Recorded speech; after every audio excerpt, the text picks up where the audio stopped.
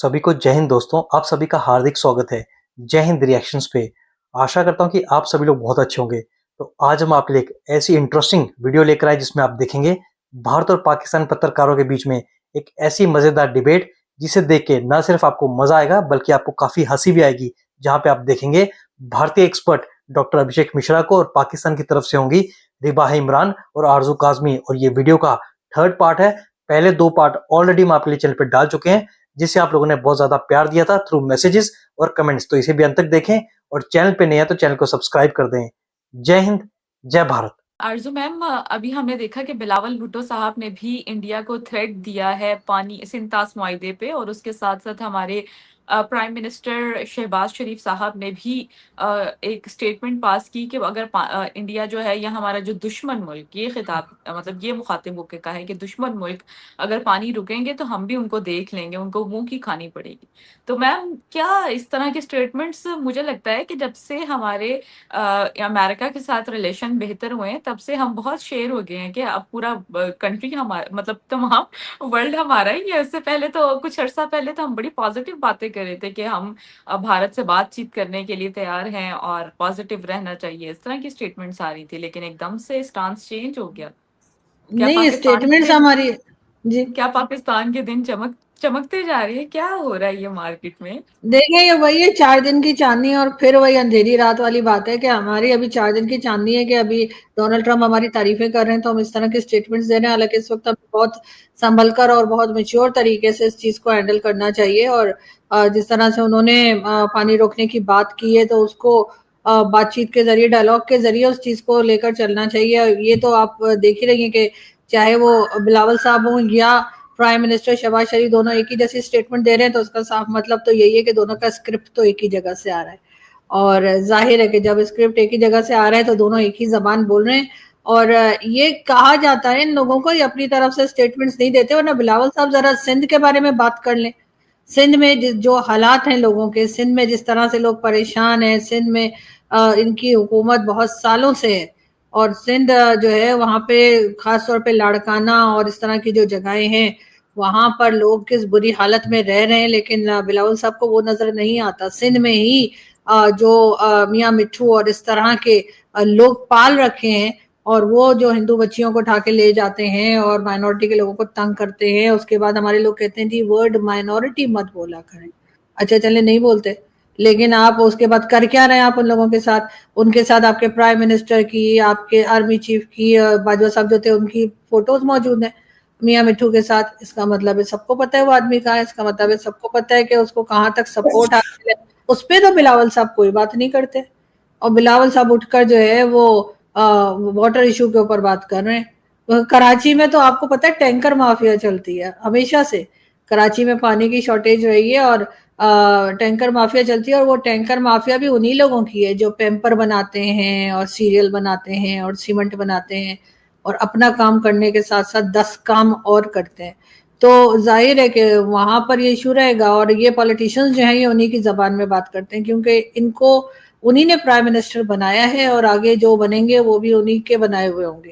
तो इसलिए शायद ये स्टेटमेंट चलिए, वरना इसका कोई मतलब नहीं था कि आप बार बार आप कभी कहते हैं हम खून की नदियां बहा देंगे, हम ये कह देंगे। अरे यार, मतलब अजीब और गरीब किस्म के लोग हैं। मैं जैसे पहले कह रही हूँ कि बात को कम करने के बजाय, डायलॉग के जरिए करने के बजाय या लड़ाई को कम करने के बजाय ये बार बार उसमें फ्यूल डालते रहते हैं सिर्फ इसलिए कि यहाँ पे ताकि लोगों की अटेंशन डाइवर्ट कराई जा सके कि वो देखो जी, तुम आटा मांग रहे हो, तुम चावल मांग रहे हो, तुम हेल्थ सेक्टर में बात कर रहे हो, तुम एनवायरमेंट की बात कर रहे हो, जबकि हो तो ये रहा है कि वहाँ भारत हमें खाने को बैठा हुआ है।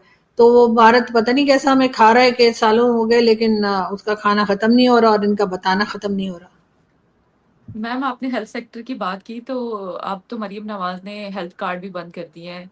वो भी मुझे तब पता चला जब मेरे फादर हॉस्पिटल में एडमिट थे, उनको हार्ट अटैक हुआ था। तो मैंने देखा कि हर चीज़ उन्होंने प्राइवेटाइज कर दी थी।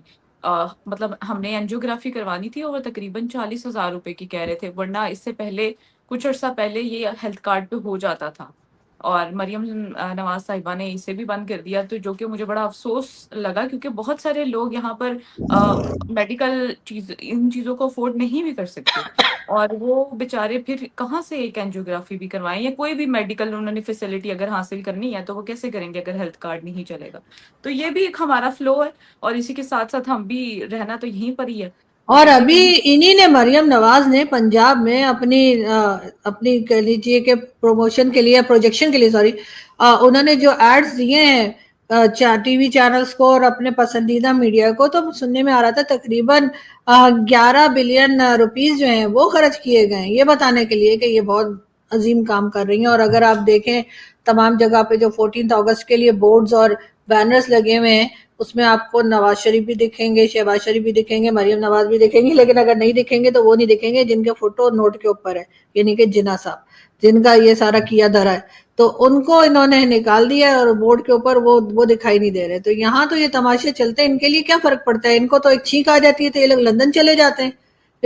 हमारे, मैं या आप इनके लिए कोई मैटर ही नहीं करते, इन्हें कोई फर्क नहीं पड़ता कि हम लोग परेशान हो, इसलिए कि इनको इसी तरह की पब्लिक चाहिए। जिस दिन पब्लिक को इन्होंने ये फैसिलिटीज दे दी, पब्लिक का जहन चलने लगा, घर में परेशानी खत्म हो गई, उस दिन पब्लिक इनको इनके ऑफिस से बाहर निकाल के फेंक देगी। और ये चाहते नहीं है ऐसा हो, तो इसलिए चाहते हैं हम लोग परेशान जो है ना, वो पूरा अपना मंथ जो है ना वो चलाने में और बिल भरने में जो है वो भाग दौड़ करने में ही लगे रहे। और ये वहां पे हमें, जैसे कहते हैं ना, हमें तरानों पे लगा के खुद ये खजानों पे बैठ गए। ये वो लोग हैं, हमें इन्होंने तरानों के पीछे लगा दिया, खुद ही खजानों के पीछे लग गए पाकिस्तान के और खा गए। बिल्कुल, आज मैं एक मीम भी सोशल मीडिया पे देख रही थी मैम, जिसपे कायदे-आज़म जो है वो ये बोल रहे थे, बड़ा एआई पे इंस्टाग्राम पे चल रहा ना कि मुल्क मैंने किस लिए दिया था, खाने के लिए दिया था, तो तुम लोगों ने तो खा ही लिया सारा मुल्क। तो वो कायदे-आज़म ये बातें कर रहे हैं और लोगों ने इतने मज़े-मज़े के मीम्स बनाए हुए हैं। और कोई बच्चा अगर पैदा होता है तो उसका इंटरव्यू ले रहे हैं, तो वो आगे से कह रहा है कित्थे फसा दिता है ज़ालिमो। इस तरह की बातें।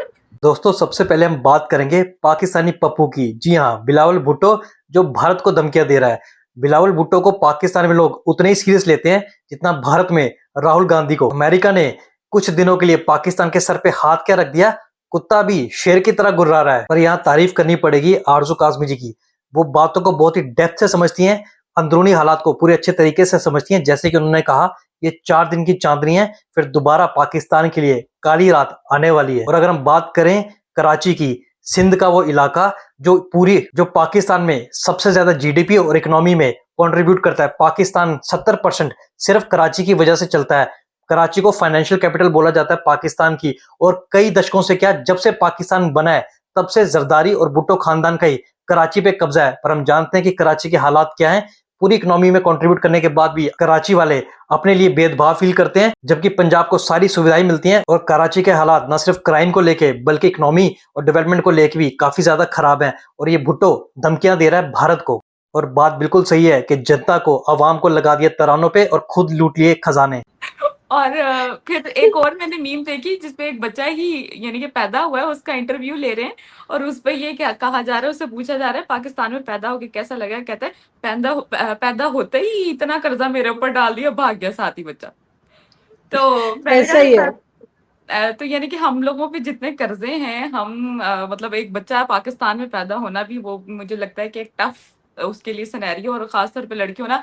ऑल्दो मैं लड़की हूँ, हालांकि मुझे मरियम नवाज जब से हुकूमत में आई है तो मैं उनकी बड़ी उनकी चीज़ों को एडमायर करती हूँ कि जिस तरह हमारे सोसाइटी में यहाँ पर ये कहा जाता है कि खवातीन को राइट्स नहीं है, खवातीन जहाँ पर हुकूमत करती हैं वहाँ पर वो माशरा ही तबाह हो जाता है। तो मुझे तो अब लग रहा है कि तबाह जितनी पॉलिसी उन्होंने बनाती है तो बाकी तबाह कर देना उन्होंने। तो खैर, जोक्स अपार्ट, बाकी डॉक्टर साहब मेरा आपसे भी लास्ट सवाल है, क्या समझते हैं, क्या कहना चाहेंगे हमारे बिलावल भुट्टो साहब की स्टेटमेंट को देखकर? बड़े थ्रेट्स दिए जा रहे हैं इंडिया को, हमारे प्राइम मिनिस्टर ने कहा है पानी रोकेंगे तो हम जो है सांसें भी रोक सकते हैं। सांसों की तो स्टेटमेंट्स तो पहले भी आती रही हैं, क्या कहना चाहेंगे इस तरह की स्टेटमेंट्स को? और दीजिए। सबसे पहले तो यही स्टेटमेंट, और सांसें नहीं, आप जो है वो रोक दीजिए, खून की प्रवाह जो होती है धमनियों में उसको भी रोक दीजिए। देखिए ये सब स्टेटमेंट इसलिए है क्योंकि बेसिक चीज समझना ही नहीं चाह रहे भाई, समझना नहीं चाह रहे हैं। मतलब मैंने बातचीत करके देखा है, the level of understanding is pretty shallow. वही समस्या की जड़ है। बातों को समझने के लिए भी एक वो चाहिए आपका मेंटल वो। मैंने देखा है, मैं बात करते तो बहुत एब्स्ट्रैक्ट बातें कर रहे हैं। अरे भाई आपको वो समझना पड़ेगा, जब तक उन चीजों को नहीं समझेंगे आप बेसिक कॉन्सेप्ट ही नहीं समझेंगे। तो खैर it's a journey, you have to start कि आपको कहीं ना कहीं से शुरू करना है। और उसमें जो वही है कि इस तरीके के बयानों को दिए कि अब मैंने पाकिस्तान में जो अभी तक अपना एक्सपीरियंस दिया है रिवाज जी, उसमें मैंने ये सीखा है कि लोग बयान को डिस्कस कर रहे होते हैं। जी राजनाथ सिंह ने बोल दिया, वो उन्होंने बोल दिया, अरे बयान होते क्यों है? वो एक आदमी माइक लेके खड़ा हो जाता है कि सर कुछ तो बोलो, कुछ तो बोलो। वो कह रहे कुछ बोलना है, कुछ बोलना है, क्या बोलना है यार? अच्छा सर यही बोल दो। हाँ जी, अब वो बोल दिया, अब वो बोल दिया, अब उसके ऊपर शुरू हुई थी। अरे बयानों का कोई मतलब नहीं होता अनलेस अंटिल की जब ऑफिशियल बयान कोई आ रहा है, ऑफिशियल पोजीशन कोई ले रहा है। ऐसे कोई आके मीडिया में कोई कुछ बोल दिया, अब आप उसके ऊपर जी सीरियस हो गए, जी हम अच्छा हुआ, जी हम वो हो गए, अलग हो गए, ये अरे भाई बहुत अच्छा हुआ आप अलग हो गए, पर अचीव क्या कर लिया अलग करके? वो रिपोर्ट कार्ड तो बनाओ भाई। क्या सोने की चिड़िया को तोड़ा तो सोने को तोड़ोगे, दूसरा पार्ट भी तो सोना ही बनेगा ना यार। आपने तो सोने को पीतल बना दिया यार। मेरा तो गाना सुनने का वो कर रहा है, मैं पीतल दिया कुड़िया, क्या गाना था वो? तुम्हें लगा वो क्या गाना है ना? बेबी डॉलम सोने दी, पता नहीं हाँ नहीं सकता था। वही मैं बेबी डॉल ये सोने कौन सा दी। गाना? सर वो अरे ये ये कौन सा ये song? इंडियन गाना है। अरे वो डॉक्टर साहब क्या पीतल वाहियात गाने नहीं सुनते नहीं रहते हैं? नहीं याद है नहीं भाई, नहीं याद सर, है। ये दुनिया पित्तल दी, ये दुनिया पित्तल दी, ये हाँ, गाना था, ये दुनिया ये पित्तल गाना दी तो बेबी डॉल सोने दी। तो भैया वो हाँ। वही हुआ है पाकिस्तान के साथ, सोना दिया उसको पित्तल बना के छोड़ दिया। भाई भाई जीने की इच्छा खत्म कर दी इन लोगों ने। पैसे दे दिए, रुपए दे दिए, दुनिया ने बम दे दिया, बारूद दे दिया, उसके बाद भी आपका डेवलपमेंट नहीं हुआ जी। एक बार साउथ कोरिया को कुछ इन्होंने 1-2 करोड़ रुपए डॉलर दिए थे। साउथ कोरिया ने आज ऐसे ऐसे ब्रांड है, आपके घर में भी एक कोरियन ब्रांड होगा, लिख के रख लीजिए। सैमसंग का फोन सबके घर में होगा, सैमसंग नहीं होगा तो आपके पास और कोई उनके जो साउथ कोरियन ब्रांड है, कार ही चला रहे होंगे। हुंडई कार का नाम सुना है आप लोगों ने? तो हुंडई चल रही होगी, कुछ तो कुछ होगा साउथ कोरियन। छोटी है बिल्कुल है, ये गाड़ी भी है, बिल्कुल है। सर हाँ जी, बहुत इस्तेमाल की जाती है यहाँ पे। बताइए, उसको भी फाड़ दीजिए आप लोग। एक तो हम ये तो सीखे आप सर फाड़ना। नहीं, हम तो शोरूम को भी आग लगा देते हैं सर, कैसी बातें कर रहे हैं। बस तो ठीक है जी, आपने ज्ञान को आग लगा दी है। आग लगा के आप खुश हैं जी समाउ फॉर इनएक्सप्लिकेबल रीजंस। लेकिन जैसा मैंने कहा कि आप लोग एक भविष्य की ओर इशारा कर रही हैं, और आई होप कि आप लोगों को ज्यादा प्रीडोमिनेंट रोल मिले समाज में। और आज हमारे यहाँ पे देखिए एक मैटर भी है, आया कोर्ट में है, और कोर्ट ने इसको बड़ा अच्छा स्ट्राइक डाउन किया। हमारे यहाँ एक है जज एडवोकेट जनरल, यानी मिलिट्री में जो डिस्प्यूट्स होते हैं उनके लिए उनकी अलग कोर्ट लगी हुई है, लोकल कोर्ट नहीं उनके पे काम करती है। तो वो जज एडवोकेट जनरल में एक मिलिट्री की पॉलिसी थी कि उसमें ज्यादा मेन बैठेंगे, महिलाएं उसमें नहीं बैठेंगी, कम होंगी, अगर महिलाएं हैं भी तो कम होंगी। उसको सुप्रीम कोर्ट ने कहा ऐसा क्यों भाई, क्यों मिलिट्री कोर्ट में महिला जज कम होगी? उन्होंने उसको स्ट्राइक डाउन कर दिया और सही किया। महिलाओं को भी आ दीजिए भाई रोल में, मिलिट्री में हो चाहे किसी में भी हो। तो आप लोग ना अब आप मिलिट्री में भी आइए, बहुत जरूरी है जी। थैंक यू आप सो क्या मच। है आर्मी में महिलाएं हैं आपके यहाँ पे कि नहीं है अभी? हैं सर, क्यों नहीं। हाँ तो आप लोग आर्मी में जाइए, आप ही लोग कम फटेंगी। अब Thank अगर you so महिलाओं much. ने भी फटना शुरू कर दिया तो भैया चैनल बंद कर दीजिए, कोई फायदा नहीं है, उसके बाद जीने की इच्छा खत्म है फिर। सर अभी कुछ दिन पहले, कुछ एक दो साल पहले शायद कराची में जो अटैक हुआ था चाइनीज वैन के ऊपर, वो एक महिला ही थी जिन्होंने किया था। पर वो तो बलूच महिला थी ना, दैट्स अ डिफरेंट थिंग। वो तो बलूच महिला थी। जी जी जी, मैं आर्मी के रूप में सर महिला ऑफिशियल होती है, बलोच क्या पंजाबी नहीं, क्या। अगर ऐसी कोई कॉज हो जो मुझे, हालांकि मैं वायलेंस को किसी भी कॉज में जस्टिफाइड नहीं करता, बिकॉज की वो नहीं किया जाना चाहिए, वायलेंस होता है। मैं आपकी बात से सहमत हूँ, correct, you are right Reba ji और Arjun ji, you are right ji. RG ma'am and पर क्या मैसेज देना चाहेंगी? मैं तो यही कहूंगी कि दोनों कंट्रीज, हिंदुस्तान पाकिस्तान को यकीनन डायलॉग पे जाना चाहिए। ऑपरेशन सिंदूर हो गया, लड़ाई झगड़ा भी हो गया, अब ये छोटी छोटी हरकतें कि कभी न्यूज़पेपर बंद कर रहे हैं तो कभी क्या, ये नहीं होना चाहिए। डायलॉग के जरिए जो है वो जो बाकी के डिफरेंसेस हैं उस पर बात होनी चाहिए। और पाकिस्तान को अगर वाकई में कुछ अपने आप को शो करना है कि हाँ हम टेररिज्म के खिलाफ काम कर रहे हैं, तो ये हाफिज सईद और मसूद अजहर तो उठा के कम से कम भारत के हवाले कर दें। क्या मैसेज दिया मैम, थैंक यू।